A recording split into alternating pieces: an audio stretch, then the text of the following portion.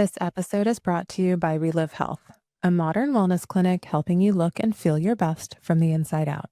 From peptides and hormone optimization to vitamin therapy, their team makes proactive health simple and approachable. Visit Relive Gaithersburg to start your personalized wellness journey today.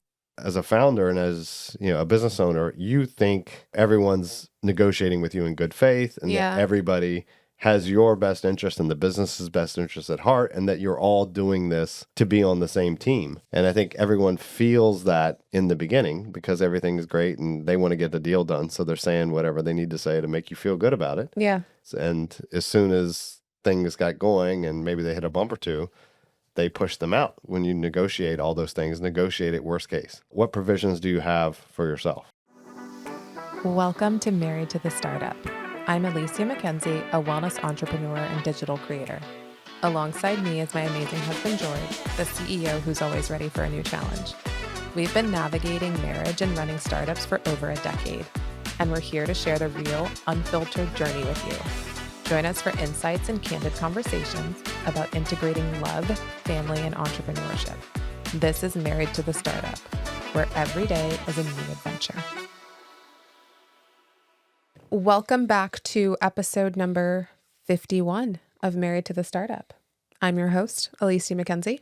And I am the co-host, George Mackenzie.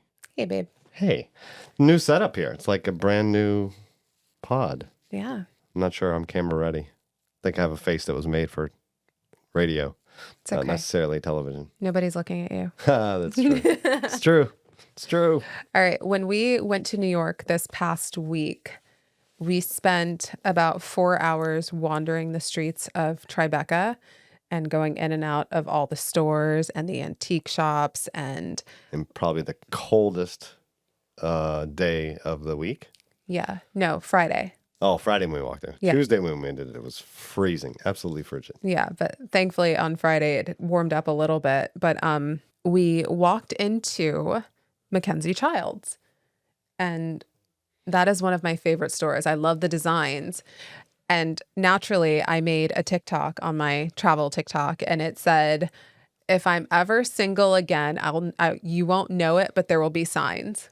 Right? And it's just Mackenzie-Childs is so obnoxiously glorious. And when I posted that, somebody responded to my TikTok and they're like, don't support the new Mackenzie-Childs. Look what they did to her. And I was like, oh, what did they do to her? Exactly. What must tell.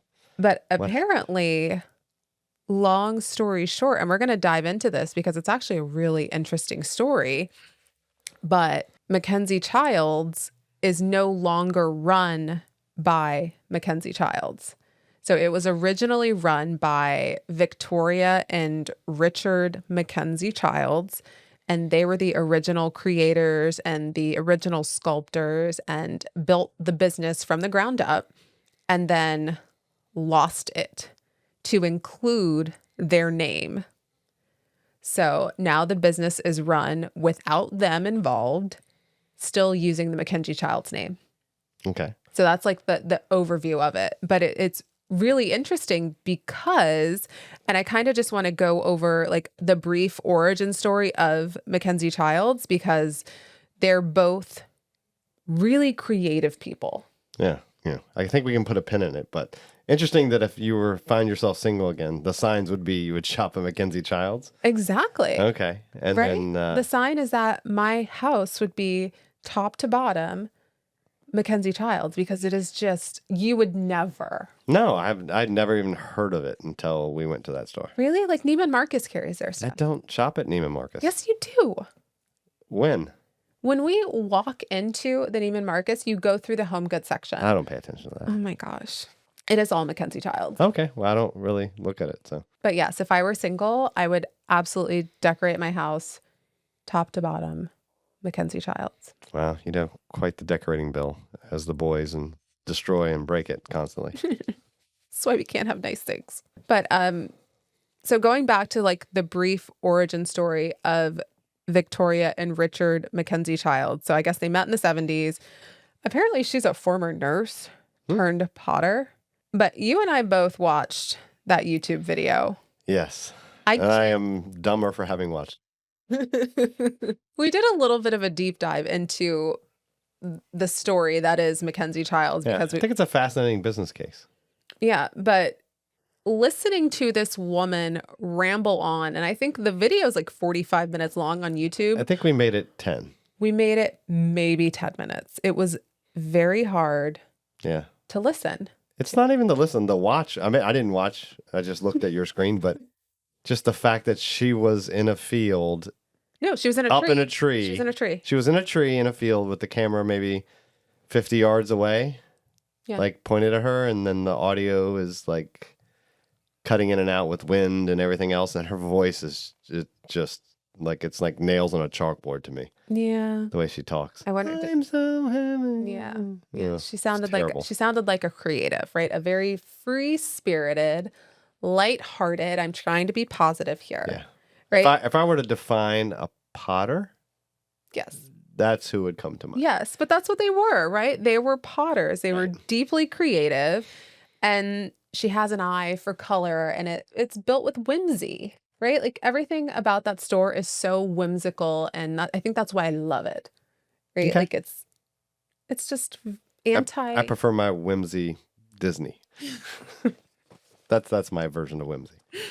But needless to say, like their style took off, right? It was. So they created a business around their art. They created a business around their art, and everything Mackenzie-Childs was synonymous with luxury. Okay. Right? Like it was stuff in New York. It was multi-million-dollar businesses and farmhouse studios, and like it was great. They made an amazing name for themselves. But the problem comes when you try to scale too fast.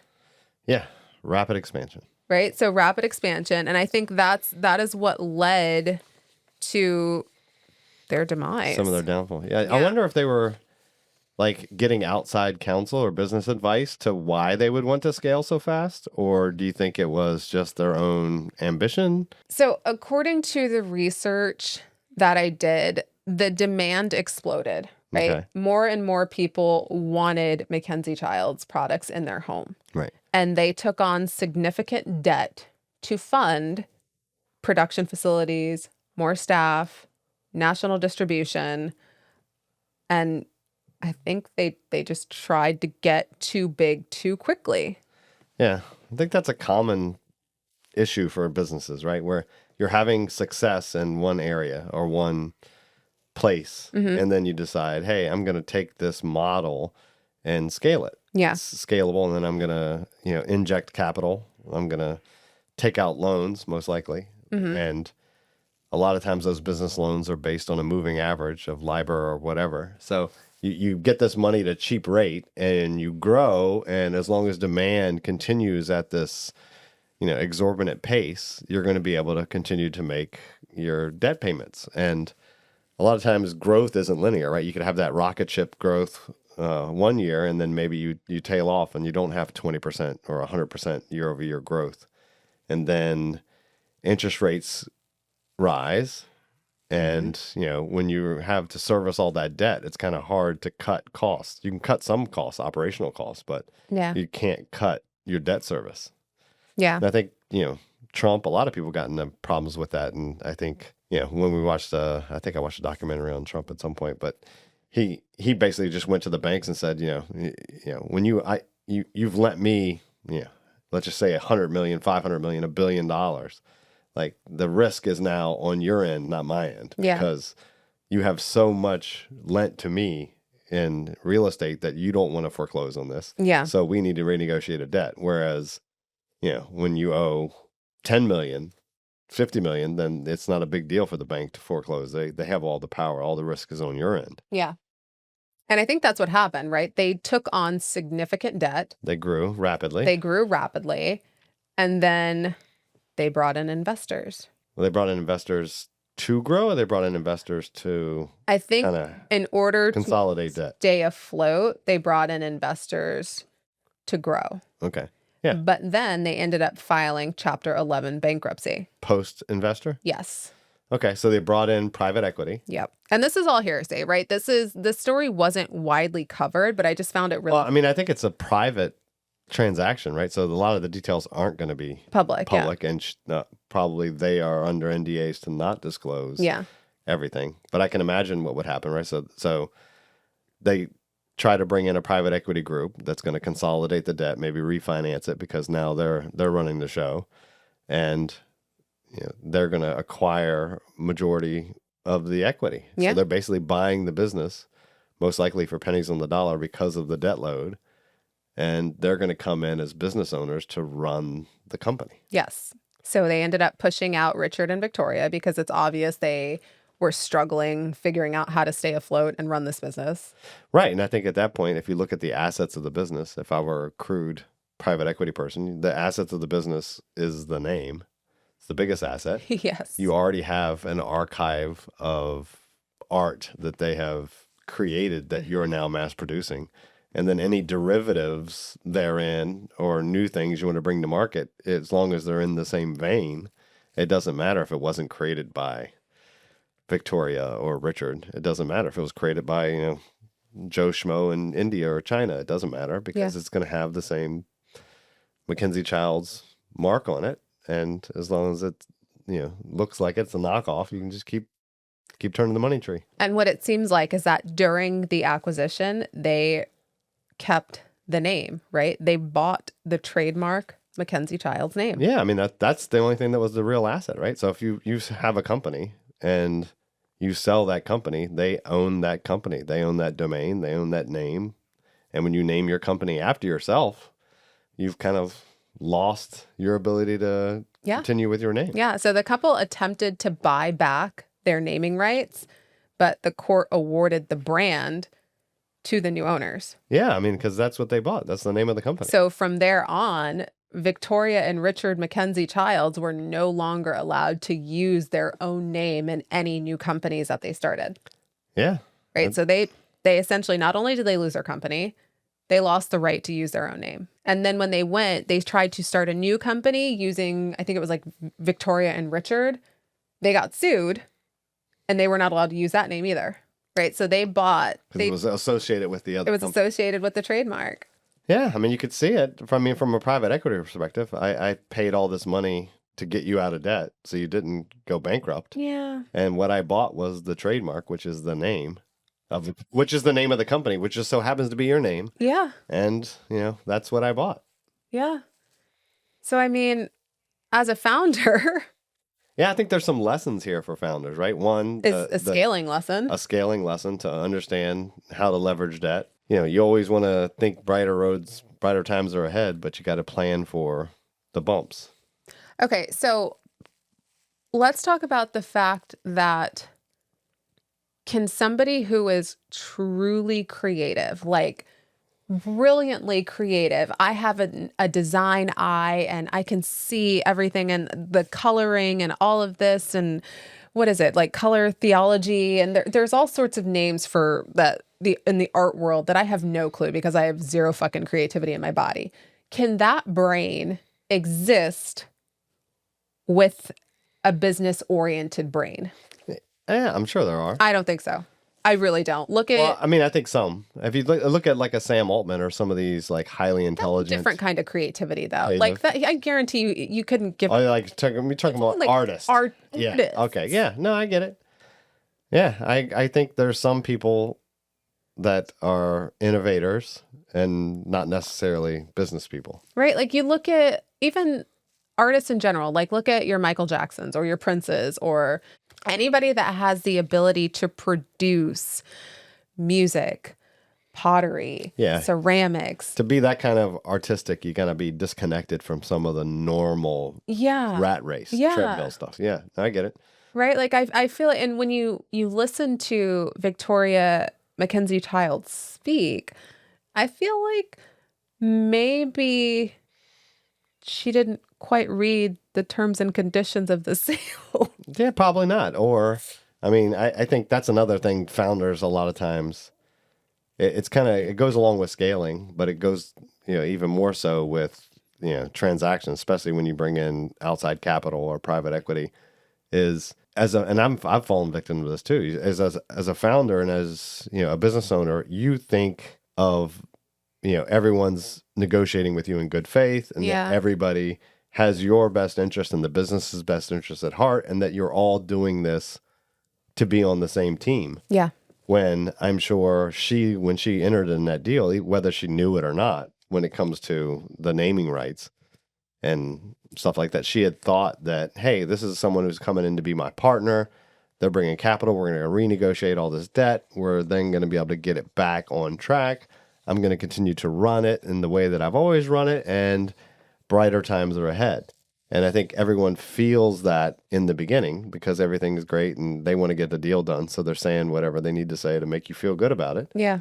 And I'm sure there are good private equity and debt people out there that do you really believe that. Do you really believe that? I don't know. They really believe that. And then it's a good story. Yeah. And then once the transaction closes, right? And I think that's the difference. Like she thought, I imagine she would have thought that, hey, the good times are coming.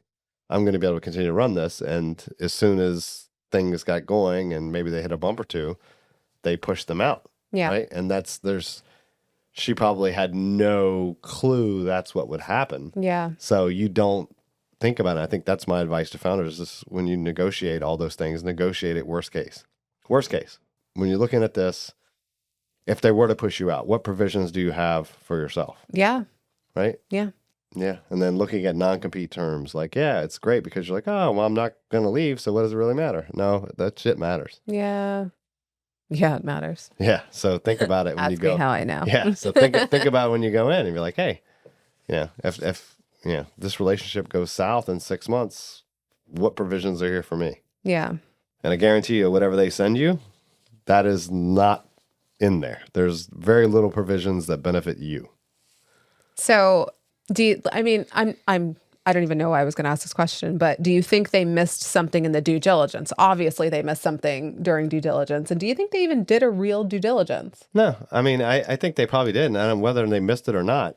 I mean, I imagine they couldn't have got a deal done without selling the naming rights. Like, that's the company. There's no way they probably were able to negotiate around that. Yeah. But they had to have thought about, and that's what most founders don't think about, is what happens next. What happens day one of NewCo? Yeah. And if they push you out, what happens? Okay, so how is it watching a company be run by somebody who is, I don't want to say capable, not quite capable, but can't do it the right way? Yeah, no. I mean, it's incredibly frustrating, right? To see something that you've built go in a direction that is not what you wanted, or what you had thought, right? And then, or what you were told. Yeah. So I can see that. And I imagine that they felt the same way. It's like, hey, I'm a creative. This business was successful because of me. Yeah. Right? That's how we got to this phase. And by the way, it was unsuccessful, most likely because of me too, because of the scaling issues that we had. But if we were to cut back and be able to get back to what made us successful, is being maybe more niche, maybe less mass produced, maybe more, and then, she could still, or they could still have that success trajectory. But I imagine that the private equity group didn't really see it that way. No. And I mean, considering where they're at now, they're still creating pottery and they're still... That's what they say. A cobbler makes shoes, right? Yeah. You can't, all of a sudden one day wake up and be like, oh, now I'm going to be a tech bro. But once I learned this, like I went to go find their company and I honestly can't even remember the name of it right now. They said like they launched Victoria and Richard, but it's not called that anymore. They switched the name to something else. But the quality, it doesn't seem the same. Yeah, I still love Mackenzie-Childs. Yeah, I wonder if they're not able to make similar pieces. Maybe. I don't know. Yeah, like what's their signature? The checkerboard? Yeah. Like that's their signatures? Yeah, I mean, not allowed to do that. That's what I associate with Mackenzie-Childs. It's the signature checkerboard ceramic, like hearty feeling pieces. Yeah, so that's probably the IP that was sold and trademarked, and they can't use it. Well, it's kind of, it's challenging, right? Like to reinvent yourself and do it again, you got to come up with another idea. Yeah. So, I mean, they launched their YouTube channel, right? Which that video that we were talking about in the beginning, it's still got like, I want to say like 400,000 views or something like that. It was some obscene amount for what the content was. Yeah. So like, I'm sure there's a lot of people in middle America that have their urn in the, not urn, what do you call it? What the hell's to bake pottery in? Oh, Kiln. They have their kiln in the backyard, and they're out there doing their ghost moment, and they love her and think that she's probably someone they aspire to be. You know who's really good at ceramics? Ava, our daughter. I know. It's wow. Yeah, she has a talent for that. It's really impressive. Like, we have a lot of her pieces, and she came home with one from school one day, and I wrapped it up and I took it into. I was like, "Look what I got from Neiman Marcus," and George was like, "Really? That's so pretty." I was like, "No, our daughter made this." Yeah. Like, see? That's why I don't shop at Neiman Marcus. I know. We have it at home. Right? So I think branding is really important. Protecting your IP is really important. And scaling, like understanding scaling. And I think there's probably MBAs taught about multiple businesses that have fallen into that same trap of everything's working great. Let's scale. The price of debt is cheap. Let's scale. Let's grow. So where's the tipping point? Take on our own manufacturing. Where's the tipping point, right? Like, what could they have done differently? Yeah, I don't know. I guess I'd have to figure out the terms and know. But it'd be really, what were they scaling? Was it the manufacturing and stuff? Could they have just used a third party? It's probably distribution. To do that. And then same with distribution, right? You're just signing contracts with outside distributors. The problem is, hey, you're cutting other people in on the profit. So yeah, if you had enough capital and everything goes right, you would cut out the middleman. You'd vertically integrate, and you could do it end to end. Mm-hmm. But that requires a lot of capital and also a lot of risk. So if you wanted to control your manufacturing, so you bought your own plant and you were manufacturing your own. Have you been researching CPG? So no, and you've been doing your own ceramics, right? Yeah.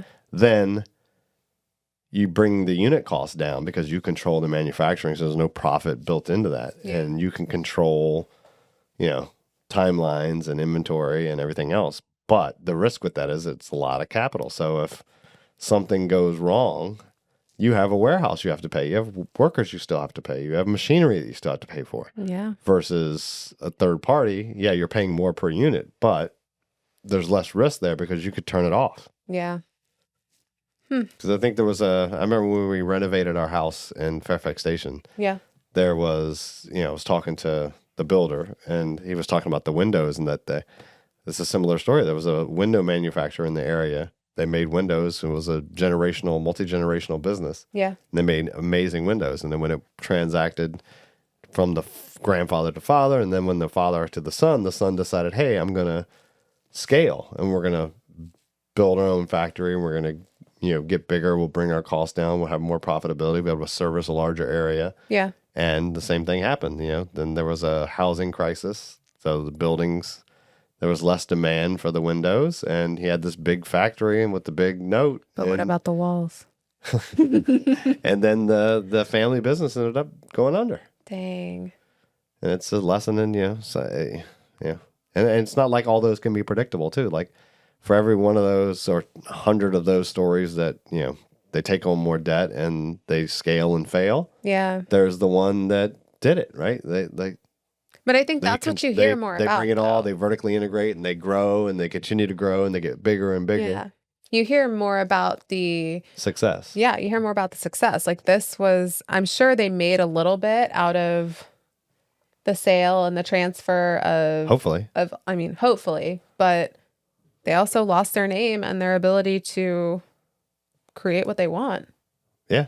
Right? So that's, I don't know, for every one Poppy, you've got 100 Victoria Richards. Yeah, I'm sure. Right? So I don't know what the moral of the story is. Scale smart. I think it's to always, look at every deal. Yeah, I'm not to be a pessimist, but you should look at everything with, what's worst case? Yeah. What's going to happen worst case? Well, we do that with our kids though too, right? Yeah. Like what is the worst thing that could possibly happen, right? Worst case scenario. Even just to talk through like some of the anxiety, like test anxiety or anything like that, right? What is the worst thing that could possibly happen? And then work your way back from that. Because worst thing is probably not going to happen. And she's like, well, I fail a test. Okay, and you'll be mad at me. Wrong. We've never been mad at you for failing a test. Yeah. Right. So it's really worst case scenario. Work your way back. And then, from the worst case scenario, be able to say, okay, what am I going to do when that happens?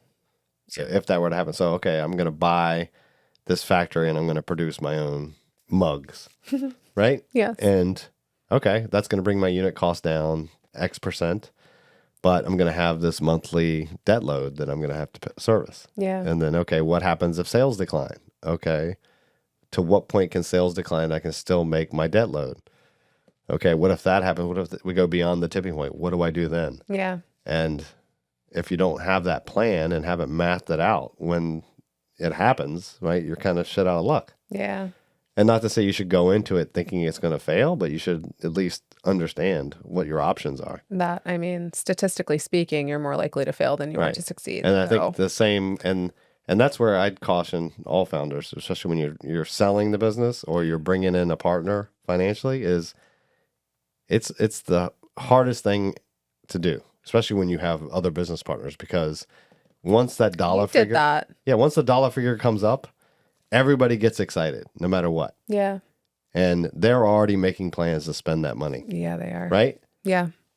So and I say it all the time, the worst lies are the one you tell yourself. And what happens is you get into that, and the private equity folks are not emotional about the deal. Yes. Right?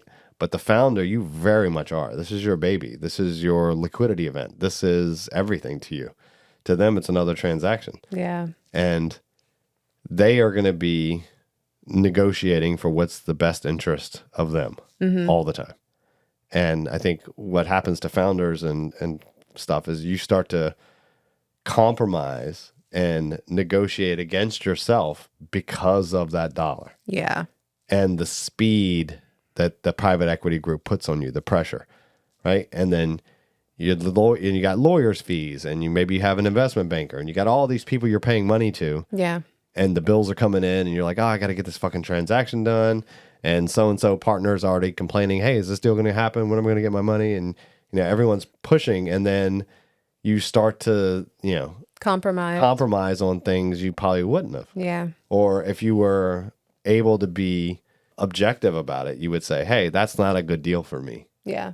So I'm not going to do it. But then you're saying, okay, I'm not going to do it because it's not a good deal for me.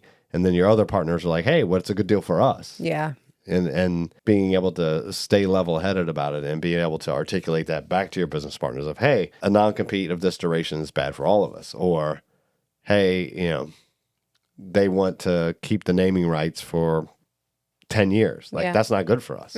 Maybe 5 years is better. Or they want an earn out over 15 years, so on. Or whatever. Yeah. But a lot of times it's hard. And that's what I would say is, if you have to be able to have someone to help mentor you and push, you got to push back on this. This is not, and I think there's a lot of good lawyers out there, but even those, they're just there to advise you. They're not going to help you. Yeah. They're not going to tell you what to do. Right.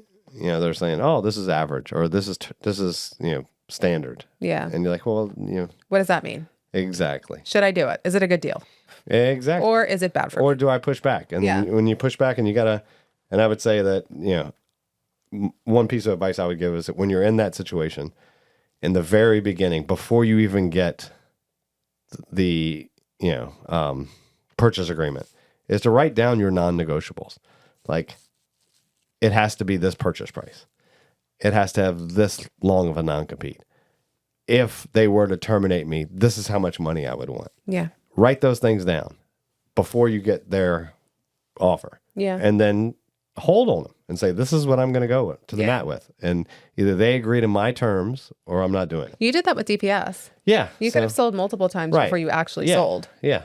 And I think when you have that approach, it's better. Yeah. Because it's emotional moment. For sure. And it's a very emotional moment for the founder. And that's why I think it's hard. And, I would caution everyone to get outside advice. Yeah. Because your investment banker, right? They're commissioned. They're trying to make money on the sale. They want this deal to go through. Yeah. Your lawyer is getting paid by the hour or per the retainer. So they're going to fucking milk that shit all the way down the bottom. They're going to go back and forth. Red line, red line, red line, red line, red line over shit that's boilerplate. They're going to argue with 10 lawyers on a fucking call. And then at the end of the day, they agree to what you could have agreed to on the first fucking call. Yeah. It's just so annoying. Are you speaking from experience? I am.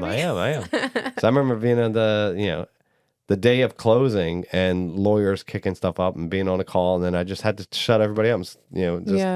Like, no, talk, everyone wants to hide behind their lawyers because it's easy. Yeah. If you're going to be the asshole, be the asshole. Say it to me. Yeah. Don't hide behind your lawyer. Have your lawyer say it. Tell me how you go, you feel. well, that's what my lawyer said this. No, it's a business decision. It's not a lawyer decision. Yeah. So if that's what you say, then say it. Be a man. Say it with your chest. Exactly. Say it with your chest. Just say it. That's what drives me crazy. I don't I have a hard time respecting. Passive aggressive? Or respecting people that don't just say it. Yeah. If I have more respect for you, and I think we'd have a better working relationship if you're just honest. Yeah. Be authentic and be honest about it. Well, and on that note. Yes, I'll be honest. I'm done. Yep. We're done. We'll be back next week. Thank you for tuning in to Married to the Startup. We hope you enjoyed today's episode. If you did, please take a moment to like, rate, and subscribe to our podcast. Your support helps us reach more people and keeps the conversation going. If you have any questions or topics you'd like us to cover, drop me a message. I love hearing from you guys. Until next time. George, out.